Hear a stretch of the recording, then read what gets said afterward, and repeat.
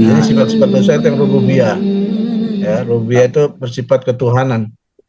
Ya, ini contohnya seperti Firaun, ya, menganggap dirinya sebagai Tuhan, atau para pendeta dan rahib-rahib, ya, Yahudi dan Nasrani, ya, ketika mereka mengubah-ubah hukum Allah. Jadi pada satu kesempatan itu ada seorang sahabat yang bernama Adi bin Hatim. Adi bin Hatim ini, ya, ketika datang kepada Rasulullah SAW, ya, itu masih memakai kalung salib. Maka Rasulullah SAW pun membacakan surat At-Taubah ayat 30. Ittakhadhu ahbarahum wa ruhbanahum arbaban min dunillah wal masih ibn Maryam. Ya. Habib ketika mendengar Rasulullah SAW membaca ini ngerti maksudnya. Itu kan ayat berbunyi mereka Yahudi dan Nasrani telah menjadikan rahib-rahib dan pendeta-pendeta mereka sebagai Tuhan-Tuhan di samping Allah. Maka di Hatim mengatakan kunna lasna na'buduhum ya Rasulullah. Kami tidak menyembah mereka, rahib-rahib dan pendeta-pendeta kami ya Rasulullah. Ya, tetapi Rasulullah mengatakan Aisyah yuharrimuna ma halallah fatuharrimuna wa yuhilluna ma haramallah fatuhilluna. Ya, bukankah rahib-rahib dan pendeta-pendeta kamu itu yang mengharamkan apa-apa yang Allah halalkan dan mereka menghalalkan apa-apa yang Allah haramkan. Maka Adi bin Hatim mengatakan bala, ya betul begitu ya Rasulullah. Maka Rasulullah SAW pun mengatakan tilka ibadatuhum, itulah ya penyembahan kepada ya, rahib-rahib dan alim ulama kamu gitu. Ya, jadi itu ada sifat-sifat rububiyah ketuhanan. Ya, Firaun lebih ya jelas lagi, lebih berani lagi ketika dia mengatakan anna rabbukumul a'la, aku adalah Rabb kamu yang paling tinggi. Ya. Nah, kalau orang-orang sekarang itu tidak gentleman mengakui diri sebagai Tuhan. Sifat rububiyah itu adalah sifat di mana Allah menerapkan hukum dan Allah tidak terkena dengan hukum tersebut. Itu rububiyah, itu uluhiyah. Kenapa demikian? Karena Allah yang berkuasa. Allah menetapkan hukumnya kepada hamba-hambanya, kepada alam semesta, dan Allah tidak terkena hukum itu. Karena memang dia yang penguasa yang sejati. Tapi manusia sekarang coba, mereka membuat hukum, undang-undang, peraturan, ya, tapi mereka sendirilah yang melanggar. Ya, ketika terjadi pelanggaran hukum itu, sementara hukum itu yang mereka buat sendiri, ini kan sudah secara tidak langsung mengangkat dirinya sebagai ya Rabb. Ya, sama seperti Fir'aun, ana rabbukumul a'la. Yang pertama. Kemudian sifat dosa yang kedua, syaitoniyah. Ini sifat-sifat kesetanan. Ya, apa sifat-sifat kesetanan? Pertama sombong, takabur, ujub, ya seperti iblis. Ana rabbukumul a'la. Ya, dia tidak mau ya menerima kehadiran Adam alaihissalam karena menganggap diri lebih baik daripadanya. Khalaqtahu min tin wa khalaqtani min nari wa khalaqtahu min tin. Aku kan kau ciptakan dari api, karena dia dari tanah. Jadi dia menganggap lebih hebat kesetanan. Jadi sifat-sifat dosa yang ya kesetanan itu adalah tata menganggap dirinya lebih baik ya daripada orang lain. Kemudian bahimiyah ini sifat-sifat binatang ternak. Binatang ternak apa misalkan ya karakternya? Makan loh ya kan, tidur males lah, suruh ibadah nggak mau, ya suruh berjuang nggak mau, suruh berjihad nggak mau. Itu binatang tuh.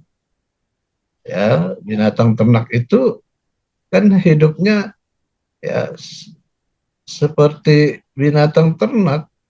Misalkan dalam masalah kawin ya, mereka nggak ada hukum-hukum yang binatang ini harus dengan yang itu, nggak ada. Mereka siapa aja kan, sapi atau kerbau ya kan, laki-laki kerbau jantan itu ya dia ngawinin ya kerbau betina suka-sukanya dia sana sini sana. Tapi kalau itu terjadi pada manusia gimana? Ya, dia melakukan pacaran bebas, hubungan bebas, laki perempuan, ya. Gak mau nikah, tapi berhubungan badan mau, ya. Ini sama aja dengan binatang tanah. Free love, free sex, ya kan? Jadi ya sebagian karakter anak muda masa kini. Jadi kalau konteksnya pacaran itu ya bagi mereka adalah ya berhubungan sampai berhubungan badan itu. Makanya ikhtilat dalam Islam itu kan dilarang, mencegah ya dan sampai terjadi perbuatan. Kemudian sifat dosa sab'iyah, binatang liar, kejam, ya, punya rasa kemanusiaan, tentang punya kekuatan, ya dia menindas orang-orang yang dalam ini sifat sab'iyah, binatang liar. Dan ini ada pada manusia. Ya, sekumpulan karakter dosa ini ada pada manusia. Gitu ya, cuma ya kira-kira ya penjelasannya. Jadi pahami ya, soalnya ya. Ya, ada lagi? Monggo silakan. Ustaz, mau tanya. Ya, suaranya gedein Agus ya. Robert ana ya. Ana Robert. Robert, monggo. Ya. Ahlan. Ya, Assalamualaikum Ustaz. Ya, Tadi berkaitan dengan sungguhnya Allah mengampuni eh, dosa apa saja pada saat itu seolah-olah eh, sudah diampuni, dia membuka aibnya sendiri. Eh, eh, Terus yang saya mau tanyakan, eh, apa maksudnya ayat Al-Quran mengatakan bahwa summa amanu, summa kafaru, summa zadu kufran, maksud ayat tersebut apa hubungannya dengan hadis tadi, Ustaz? Terima kasih. itu di surat An-Nisa Al-Baqarah. ya. Surat apa ya? Nah, lupa itu. Iya, jadi ini karakter orang munafik sebetulnya. Ya, orang munafik. Kan ayat itu kalau kita perhatikan itu eh, bercerita tentang beberapa karakter orang-orang munafik ya. Masalah di surat An-Nisa itu ayat 100 berapa itu ya. Itu orang munafik iman, kufur, iman, kufur. Ya, maka terakhir udah Allah tutup aja hatinya sehingga menjadi orang kafir. Dan memang orang munafik itu ya termasuk kufur. Maka di jalan neraka itu Allah katakan innallah jami'ul munafikin wal kafirin fi jahannam jami'a. Jadi azabnya itu sama-sama dengan orang-orang kafir. Dalam surah An-Nisa juga itu lanjutan. Nah, nifak itu ada dua. Ada nifak i'tiqadi, ada nifak amali. Nifak i'tiqadi itu nilainya mengeluarkan pelakunya dari Islam sesungguhnya. Nifak i'tiqadi. Ini yang terjadi pada masa Rasulullah SAW. Ya, dalam surah Al-Baqarah rangkaian ayat 1 sampai 20 itu ayat 1 sampai 5 tentang orang bertakwa. Ya, ayat 6 dan 7 tentang orang kafir. Tapi ayat 8 sampai 20 itu paling banyak tentang orang munafik. Munafik apa? Munafik i'tiqadi. Ya. Dalam ayat itu kan dikatakan orang munafik itu kalau di hadapan Nabi mereka mengatakan beriman. Tatkala mereka keluar dan berkumpul dengan teman-temannya, dalam ayat itu dikatakan berkumpul dengan para setan-setannya, ya mereka hanya mengatakan ya, innama nahnu mustahzi'un. Ya, kami cuma ya canda-canda aja lah, speak aja lah di hadapan Nabi. Karena sebenarnya kita nggak begitu, kita geng kamu nih ya sama orang-orang munafik. Jadi itu pertama nifak i'tiqadi. Kalau barat buah itu buah apa namanya? Semangka kali ya, luarnya hijau, dalamnya merah. Nah, jadi nifak i'tiqadi ini mengeluarkan pelakunya dari Islam. Tapi ada nifak yang kedua, nifak yakni amali. Amali itu tidak membuat pelakunya keluar dari Islam, tapi dia termasuk orang-orang yang fasik. Gimana? Ya, apabila berbicara dia bohong. Tidak hadasa kata. Tidak wa'ada akhlafa. Apabila dia berjanji dia mengingkari. Ya. Dan yang ketiga wa idza khasama Ya. idza tu'mina itikadi nifak itikadi mengeluarkan pelakunya dari Islam. Kalau nifak amali tidak mengeluarkan pelaku. Kalau kelamaan begitu jadi karakternya lama-lama jadi nifak itikadi juga. Ya. Jadi seperti itu. Nah, ayat ini maksud ya amanu summa kafaru summa amanu summa kafaru summa Jadi, zdadu syukran. kufra, itu adalah yang masuk orang-orang munafik secara i'tiqadi ya,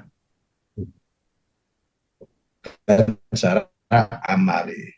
Nah, orang-orang yang kena penyakit gezara nifak i'tiqadi insyaallah ya, karena anak kenal antum semuanya dari awal ya kan, ya dahulu.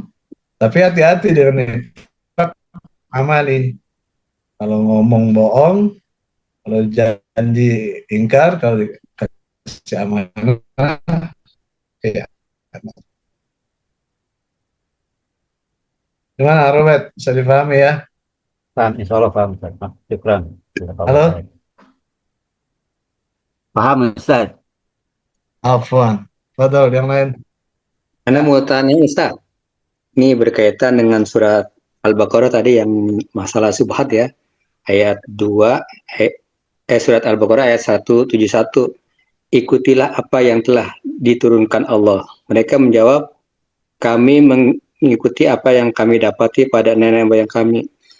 Ini kalau kita dalam kehidupan sehari-hari ya, kalau di kantor, itu kalau mengadakan acara-acara besar, itu kita itu disuruh untuk mencari pawang, Ustaz.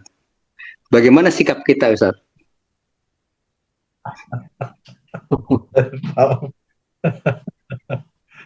Pawang hujan maksudnya? Iya. Ya nggak boleh. Kan itu termasuk kemusyrikan. Ya, Kita kan kayak pada disuruh sama pawang pimpinan itu gitu, Ustaz. Sikap kita bagaimana gitu? Maksudnya kita, ya bagaimana ya, carinya, udah gitu, udah gitu aja, bohongin aja. Itu maksud. Tapi kalau kita lakukan, kita termasuk ya, ya itu babsyir yang kadang mencari. di mana orangnya kayak gitu kan. Ini kayak kadang ini juga. Agak susah juga kalau gitu. Ya udah kasih unjuk aja. Ya intinya sih harusnya tidak begitu. Antum jangan setiap ada acara antum diperintah begitu mulu. Ya sekali-sekali antum kasih penjelasan lah kepada ya, kepada pimpinan. Lebih baik percaya kepada ramalan cuaca ketimbang daripada pawang. Kan bisa dilihat kalau ramalan cuaca tuh jelas kan, dia apa namanya sains ya, dia sains pengetahuan ya, dan itu logis. Tapi tatkala kepada pawang ini jatuh kepada kemusyrikan. Itu artinya nanti semua acara keislaman itu ya nggak berkah. Gitu. Ya sekali-sekali beranilah mengatakan itu. Ya. Dan jangan setiap tahun ya antum jadi kena juga itu nanti. Karena antum cariin pawang. Pimpinan, Ustaz, bukan saya, Ustaz.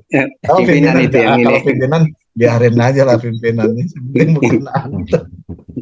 Ya susah sih ya kita memang ini masih seperti itu masyarakat kita.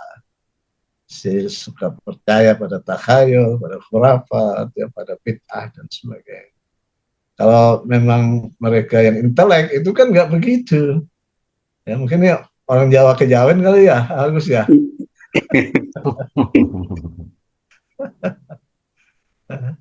Baik, contoh yang lain. Nathan, Assalamualaikum. Dalam Ipang, buka itu aja Bang. Masya Allah.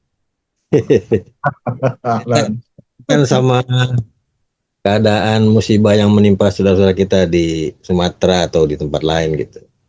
Kalau untuk Palestina mungkin kita sudah sama-sama tahulah kadar gimana mereka sudah memang di atas yang lain gitu. Kalau di Sumatera ini apakah ada batas keluh kesah umpamanya mereka yang mereka dapatkan gitu kan, keluh kesah dengan keadaan yang seperti itu, apakah termasuk salah satu yang dilarang dalam Islam gitu? Apalagi kalau kerusuhan itu dengan menyalahkan eh, kalau ke orang, ke manusia, seumpamanya ke pemerintah, itu dibolehkan apa enggak gitu?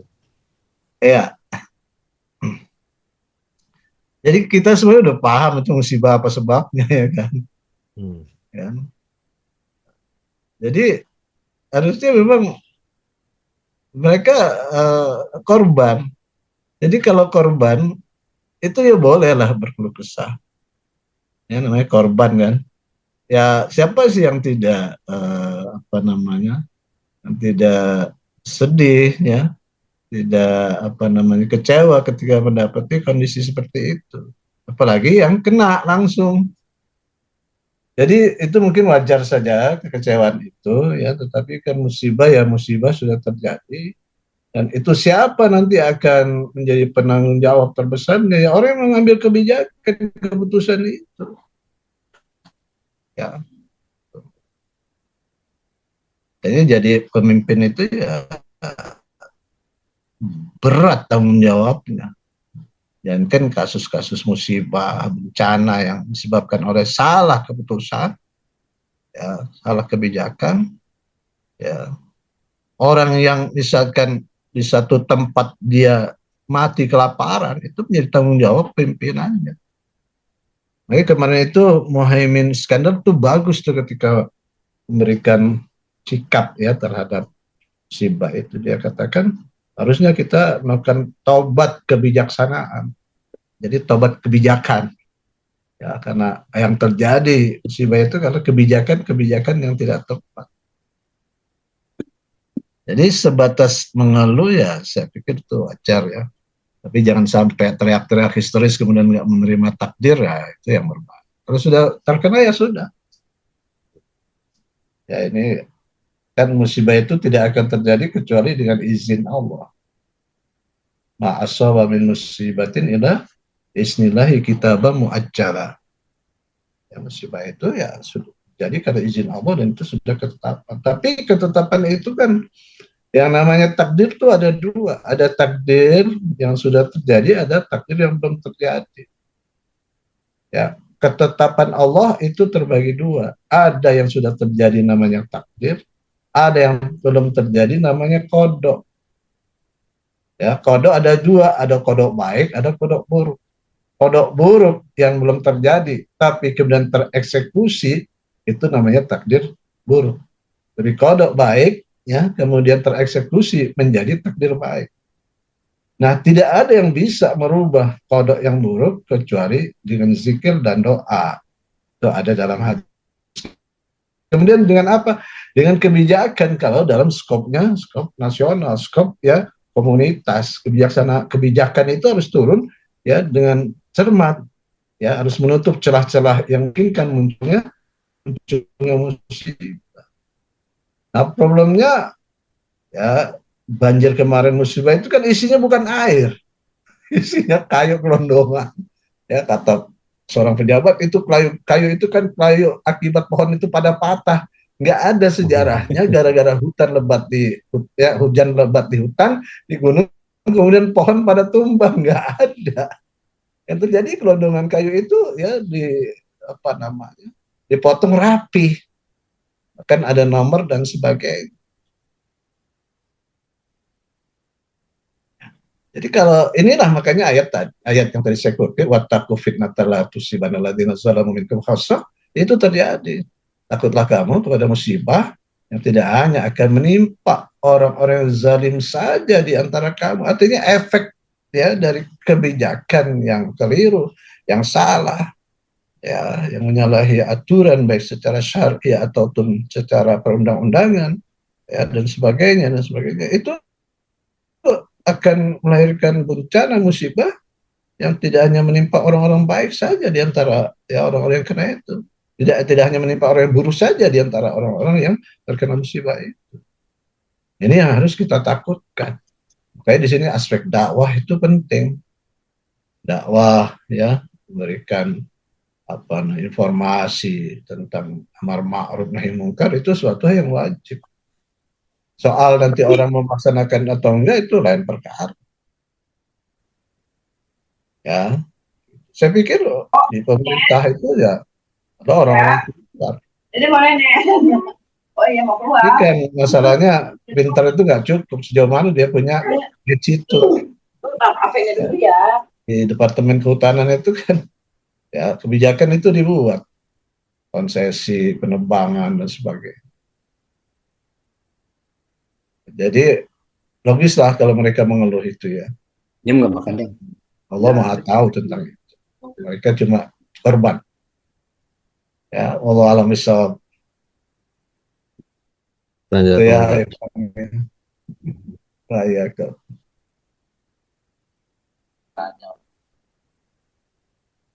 Halo, Ya, Assalamualaikum. Assalamualaikum warahmatullahi wabarakatuh. Siapa nih? Sopian Abdurrahman, Abdul Rojak. Sopian no. Ya. Assalamualaikum Ustaz.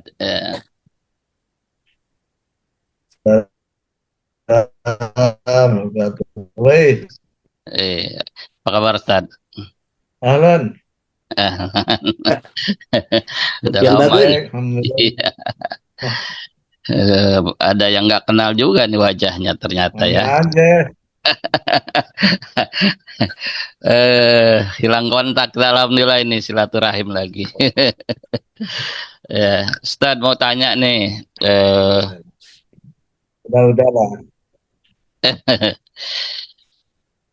apakah ada dalil yang menjelaskan tentang misalkan ketika seseorang, kedengaran nggak suara saya? Kenceng lah, antum kenceng suaranya, Sopian. Kenceng. Ketika ketika seseorang sempat melakukan kemaksiatan gitu ya, misalkan orang tersebut melakukan ya dosa lah ya, apakah itu kemaksiatan atau apa selama 3 atau 4 tahun atau artinya dalam hitungan bilangan tahun. Nah, kemudian ketika orang tersebut bertobat, pernah ada yang menjelaskan ke saya gitu kan, oh itu biasanya dia akan kembali normal hidupnya itu, siklus normalnya itu di dunia gitu kan, itu selama dia di dunia itu berbuat dosa tersebut gitu ya. Nah, apakah itu memang ada dalilnya atau ya ada ayat atau hadis yang menjelaskan tentang hal tersebut gitu loh ya. Karena ada orang yang bercerita ke saya seperti itu, oh saya dulu ngalamin jauh dari nilai-nilai selama sekian tahun, kemudian ternyata sepertinya Allah menghisap saya di dunia gitu kan. Nah, saya ketemu normalnya lagi itu selama saya dulu melakukan dosa-dosa itu gitu. Nah, itu apa benar gitu kan penjelasan tersebut atau memang ada semacam dalil atau apa yang menjelaskan? Saya kira itu. Ya, syukran. Ya, ya. Kalau orang mengatakan begitu ya harusnya kita juga tanya dalilnya. Ya, tetapi memang gambaran tentang apa yang antum tanyakan itu ada di dalam surat Ali Imran sebetulnya ya. Alladzina idza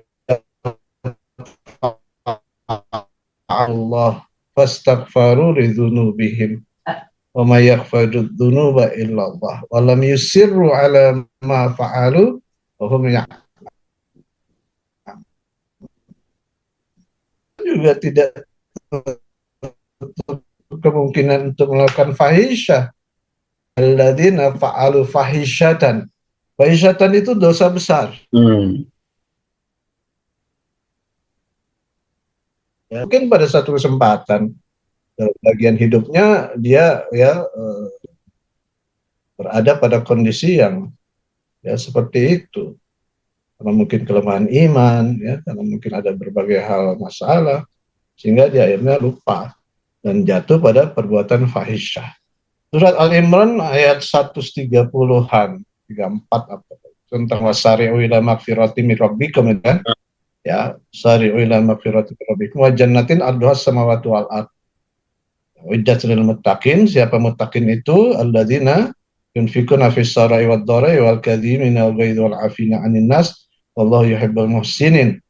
Ya, alladzina idza fa'alu fahishatan, yaitu orang-orang yang pernah melakukan fahishatan atau melakukan fahishatan. Fahishatan itu dosa besar, ya, berzina, menipu, atau dan sebagainya lah, ya. Tapi dia akhirnya taubat, zakarullah, dia ingat Allah, kemudian fastaghfaru lidzunubihim, kemudian dia minta ampun terhadap dosa-dosa, walam yusirru, dan tidak melanjutkan lagi apa yang pernah dia lakukan itu, ya, taubatnya taubat benar lah, bukan taubat sambat, ya. Walam yusiru ala ma fa'alu, dan mereka itu tidak melakukannya, berhenti dari apa yang mereka lakukan, maka ya Allah akan ampuni mereka. Dalam lanjutan ayatnya dikatakan ulaika alladzina jazaohum maghfiratun min rabbihim wa jannat. Bagi orang seperti ini, ya, maka dapat ampunan dari Allah dan surga. Iddat, ya, lanjutan ayatnya itu ya tentang orang-orang yang amilin lah. Bisa dicek dalam surah Al-Imran 133 sampai 135 atau 13. Jadi yang model begitu itu pasti ada dalam, ya, masyarakat, ya. Juga pada orang-orang yang bertakwa, yang beriman, bertakwa, ya, bisa jadi pada satu kesempatan jatuh, ya, karena dia lupa, ya, atau ada masalah, atau dia mengikuti hawa nafsunya. Kan nggak ada yang bisa jamin, ya. Siapa yang bisa jamin keimanan kita? Ya. Itu, ya, terjadi pada orang yang bertakwa. Antum lihat rangkaian ayat 134, 134 sampai 136. Ya. Yang penting adalah kita taubat. Setelah bertobat, ya sudah, harusnya istiqomah dalam taubat itu, tidak lagi mengulangi perbuatan. Lagi umur-umur kita yang sudah pada tua ini, ya. Jadi pastilah kita punya masa silam yang ya apa namanya, membuat goresan luka dalam hati kita, ya, dalam keimanan kita dan sebagainya. Pasti semua orang tuh ada. Cuman ada yang ekspresif, ada yang ya impresif. Tapi intinya dari semua itu, ya, kita kembali kepada Allah. Taubatan nasuha, taubat sebenar-benar.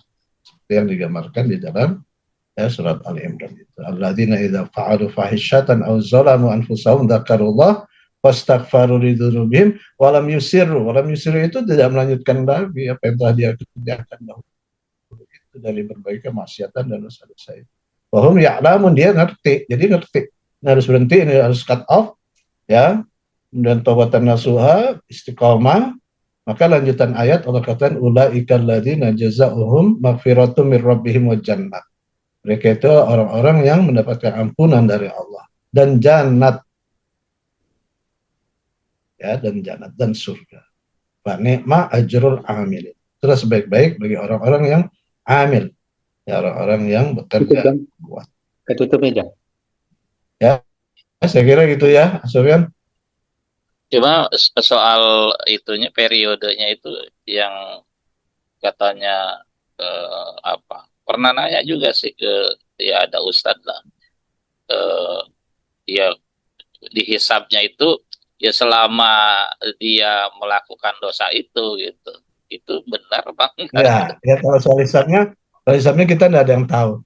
Bisa jadi kesulitan-kesulitan hidup yang kita alami, ya, setelah dosa-dosa itu adalah bagian daripada, ya, bukan hisab, bagian daripada takfirud dzunub. Oke. Kalau hisab nanti kalau kita udah mati, Iya. mati dibangkitkan dihisab. Hisab itu artinya dihitung. Ya, kalau masih di dunia ini belum ada hitungannya. Yang ada adalah takfirud dzunub, bisa jadi. Ya, sebagaimana dalam surat Al-Imran itu kan, Hmm. Surat Al-Imran, dalam akhir surat Al-Imran itu mengatakan gimana ya? Inna fi khalqis samawati wal ard waqtilafil laili wan nahari la ayatin lil albab alladzina yazkuruna Allah qiyaman wa qu'udan wa 'ala junubihim yatafakkaruna fi khalqis samawati wal ard rabbana ma khalaqta hadza batila subhanaka faqina adzabannar rabbana inana ya sami'na rabbana inana gimana lanjutan ayat kok saya lupa.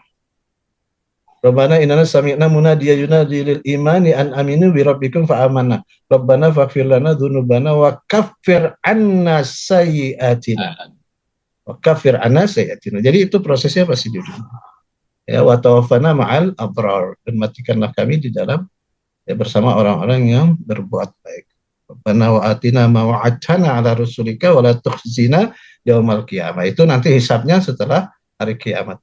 Jadi wala tukhzina yaumal qiyamah, jangan kau hinakan kami di hari kiamat, yakni maksudnya pada saat hisab.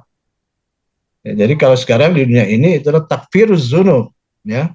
Kafir anna sayyiatina, ini kan doa orang yang masih hidup. Kafir anna sayyiatina wa tawaffana ma'al abrar. Ya. Jadi kalau hisab nanti di akhirat kita tidak tahu bagaimana hisab kita. Tapi kalau kita mendengar surat Al-Ghasyiyah, ya, itu kan di akhir ayat surat Al-Ghasyiyah gimana ayat? Ya. Hal ataka hadisul ghasyiyah wujuhu yawma. Akhir ayatnya, ayo apa akhir ayatnya? Fazakir inna fa'id Gimana? Fazakir anta muzakir. Hisab Fazakir itu inna ma anta muzakir. Astagfirullah. Illa man tawalla. inna Oh, iya. ilaina hisabahum. Oh, Ya. iya. Iya, Bang. Kan akhir ayatnya tentang hisab kan? Iya. Tentang hisab. Jadi ketika mendengar surat Al-Ghasyiyah itu ya harus, ya bukan harus ya, artinya kita membaca doa ya, Allahumma hasibni hisaban yasira. Ya Allah, ya hisablah kami ini nanti dengan hisab yang yasira, ya hisab yang mudah. Itu akhir surat Al-Ghasyiyah. Ya, kan tentang masalah hisab.